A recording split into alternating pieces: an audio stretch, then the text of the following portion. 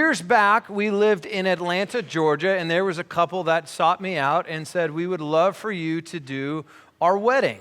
So I went up to Highlands, North Carolina, really beautiful area, and did the wedding, got to know the family, great couple, loved every minute of it, and then all went well. And then about a year later, the other daughter got engaged, and I get a text, a phone call saying, can we talk and discuss you doing my wedding? I said, yeah, absolutely. So we're talking on the phone, and I said, okay, where are we going? Are we going to North Carolina, South Carolina? Are we going to Florida? Where are we going this time? And they said, well, it's a little bit further, and we would love to invite your wife with us. We're actually going to get married in the Bahamas.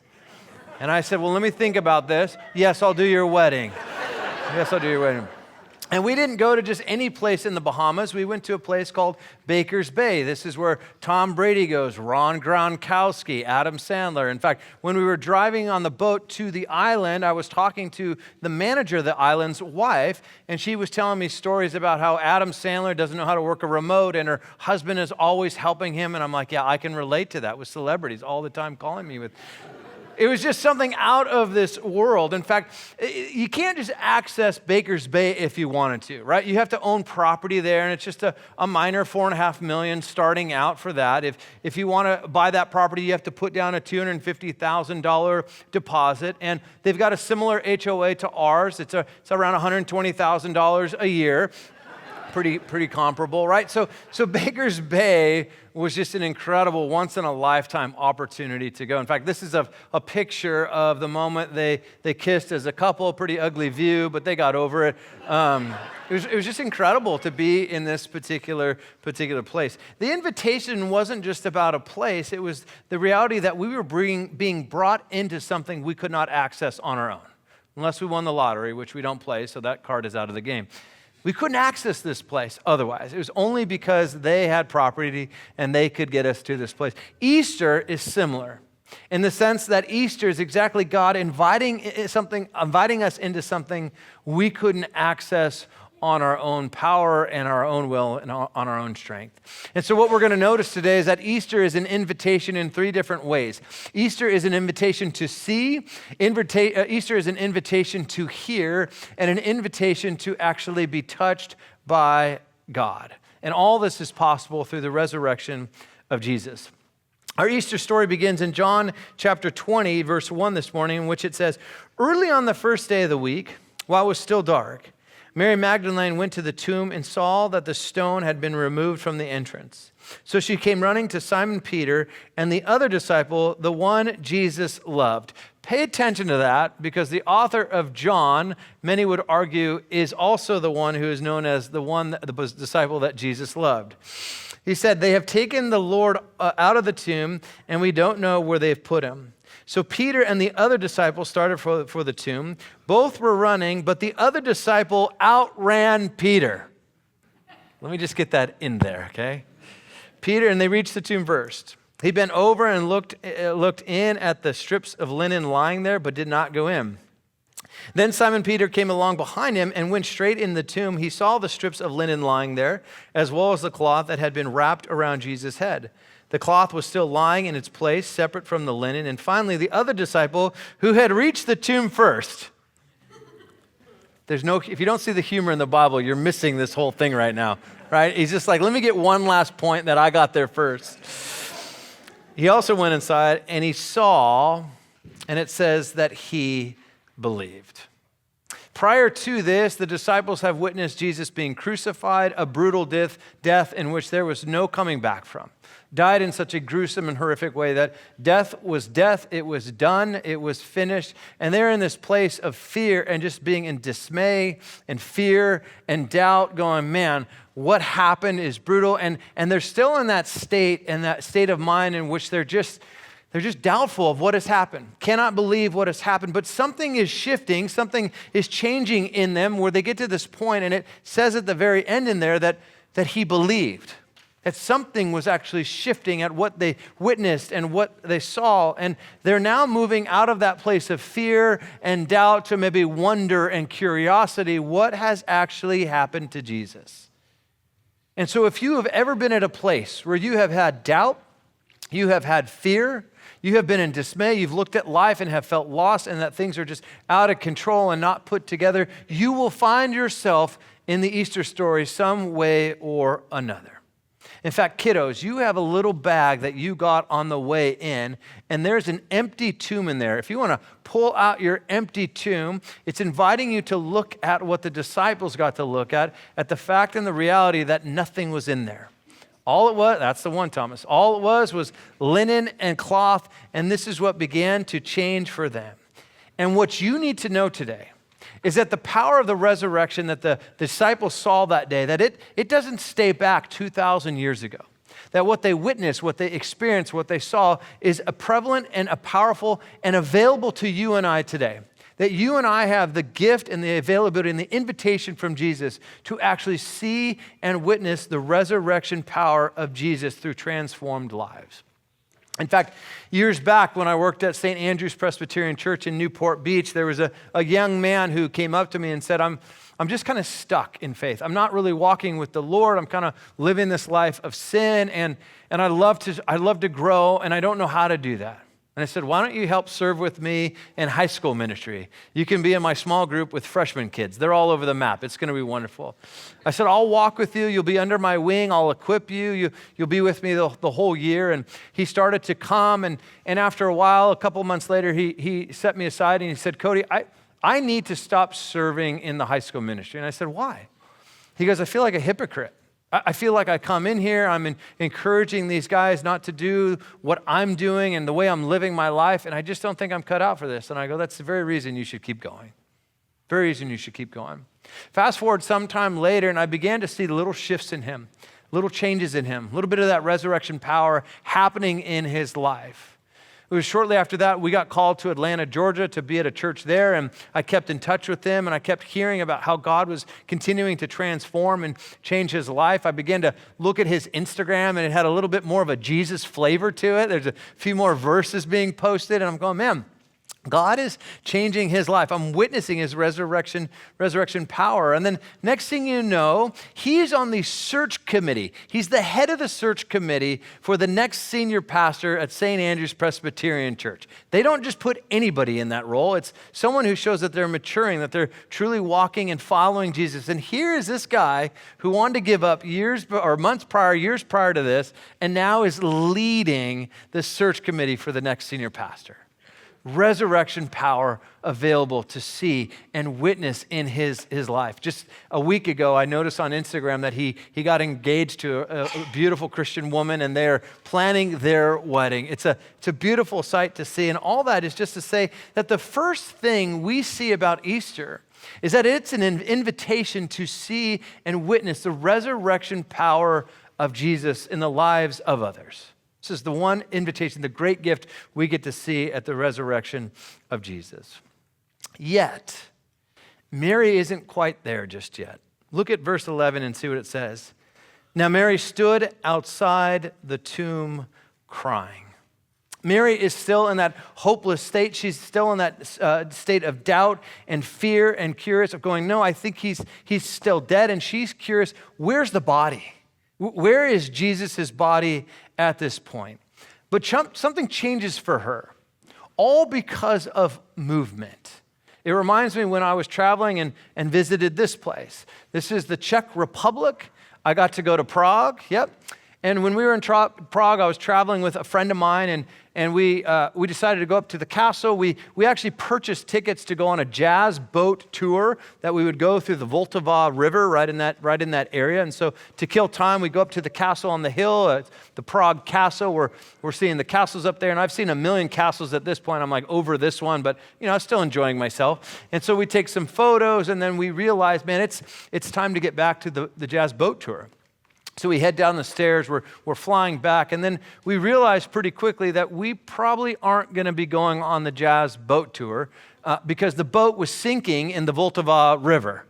Half of it was sunk, so they reimbursed our euros. We got the euros back, and we decided to go have dinner in the town square where that beautiful big building there is next to the astronomical clock, and it was gorgeous. Had a great meal, and then we leave to go back to the hostel, and I'm walking back, and all of a sudden somebody goes, Cody.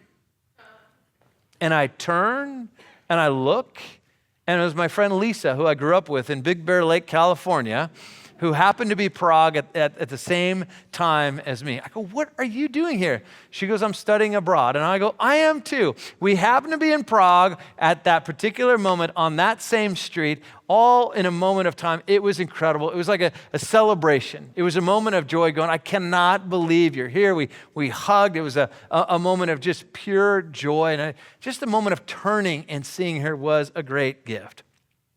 This is what we see and we notice with Mary. Look with me at verse 4. Now Mary stood outside the tomb crying. As she wept, she bent over to look into the tomb and saw two angels in white seated where Jesus' body had been, one at the head and the other at the foot. They asked her, Woman, why are you crying? They've taken my Lord away, she said, and I don't know where they put him. At this, she turned around and saw Jesus standing there, but she didn't realize it was Jesus. He asked her, Woman, why are you crying? Who is it you're looking for?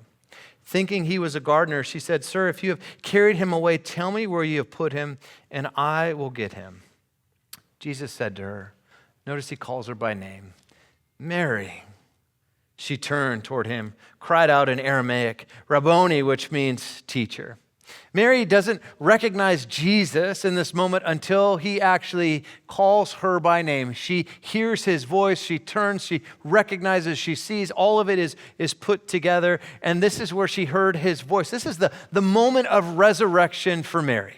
Mary's whole life begins to shift in this moment from hopelessness, that he's dead, he's done, chapter over, to a point in which she's going, no, he's alive. He's physically standing before me. I not only can see him, but I can hear his voice. I can imagine this moment maybe felt something like this.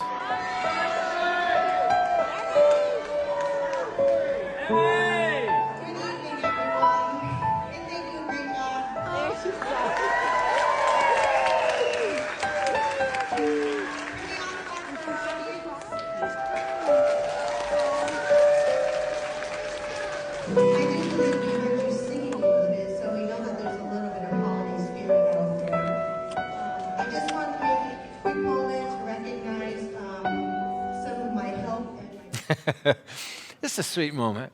And I wonder if for Mary in that moment, everything shifts because she turned. She saw Jesus. She heard his voice. Unlike the men who only saw cloth and linen, she fully sees him.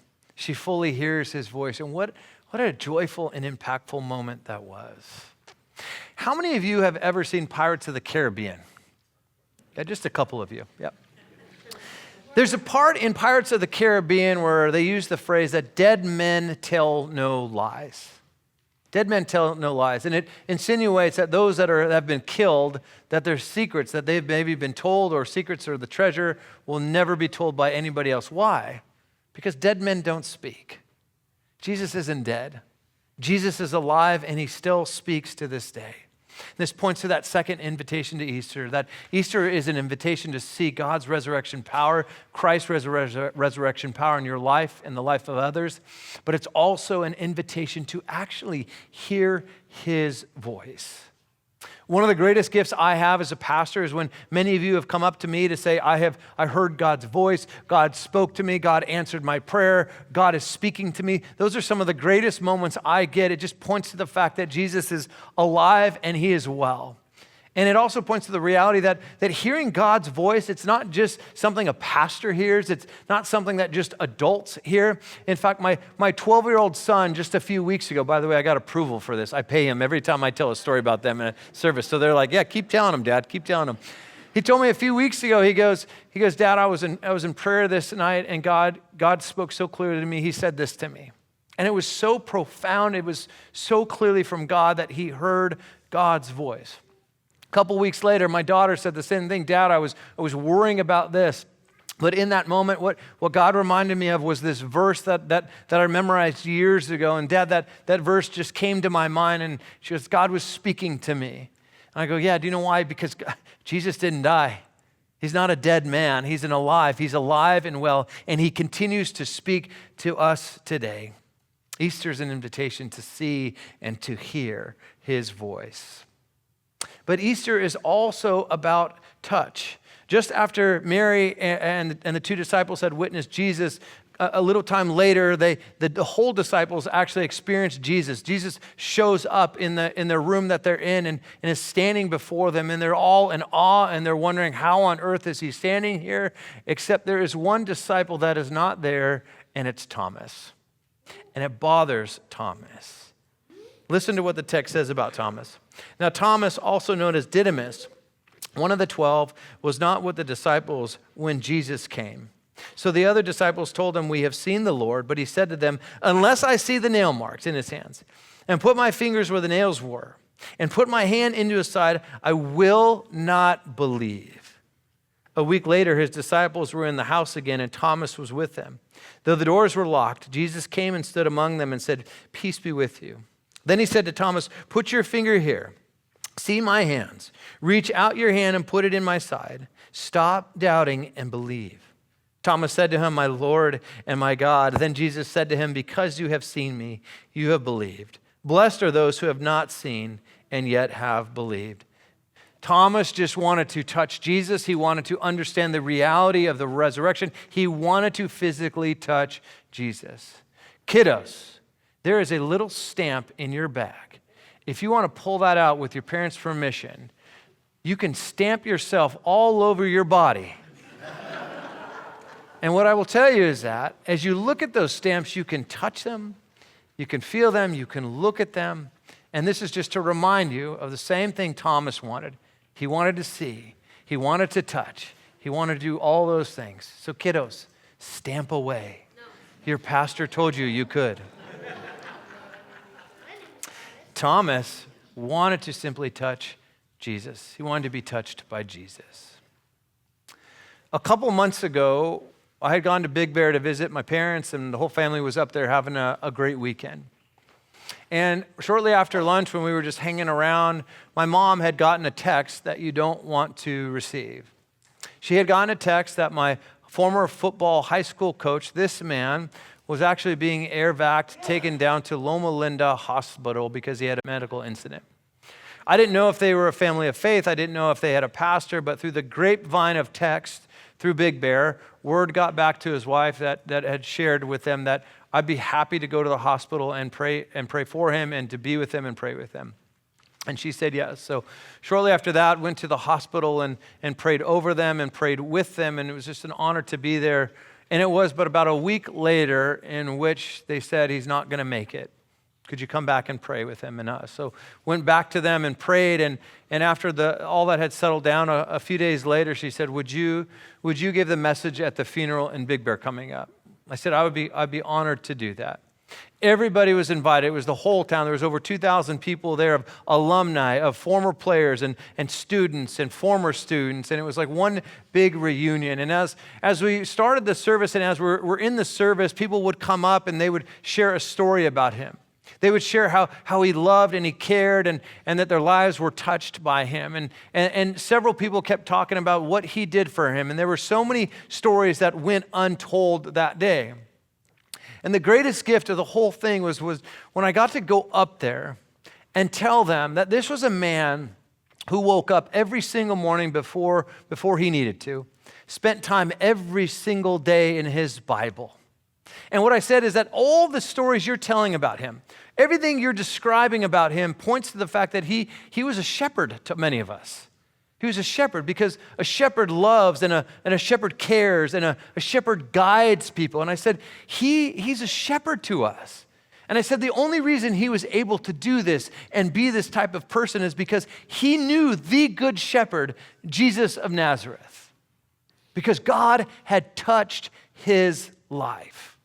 And I said, every moment you felt love from him, every moment you felt care from him and compassion and encouragement, you actually were being touched by God, working through his life and on into yours. It was powerful. It was a really powerful day. Easter invites us not just to understand, but to experience Jesus. It's an invitation to see his resurrection power in your life and in the lives of others. It's an invitation to actually hear his voice as he calls you by name. And it's an invitation to allow him to touch your life in such a profound way that you are never the same person. You are transformed by him. I want to end with this. At the very end of the age, the book of Revelation talks about a wedding banquet, a wedding that's coming. It's a supper with the Lamb. It's a wedding of the Lamb. In other words, what Revelation is describing is this day in which God will come and invite his church, the bride, to be with him forever at this wedding banquet, this wedding feast together. This is when God will renew all things on heaven and on earth. It is a day in which people who have died will be resurrected in the same way Jesus was in bodily form. It's an invitation where God will permanently dwell with us forever. It's a day where we'll actually see Jesus face to face, hear his voice in reality before us, to actually physically be able to touch, to hug Jesus. This is the promise of the gospel, the promise of Easter that is coming. And it's an invitation for all of us, because this wedding banquet is an invitation to those that have put their faith in, have professed faith, who have believed in Jesus, that they're invited to this banquet, this wedding that is to come. It's a wedding far greater than any Bahama wedding or vacation that could be had. And so this morning, I invite you to respond to the gospel. Will you turn and look into the empty tomb and see that there's nothing there but linen and cloth? Will you respond to the invitation that God wants to speak to you, that he wants you to hear his voice, and he wants you to know he is calling you by name? And will you respond to the invitation that God desperately wants to touch your life, to transform your life in a way that just points to his resurrection power? Easter, my friends, is an invitation to encounter him. Would you pray with me?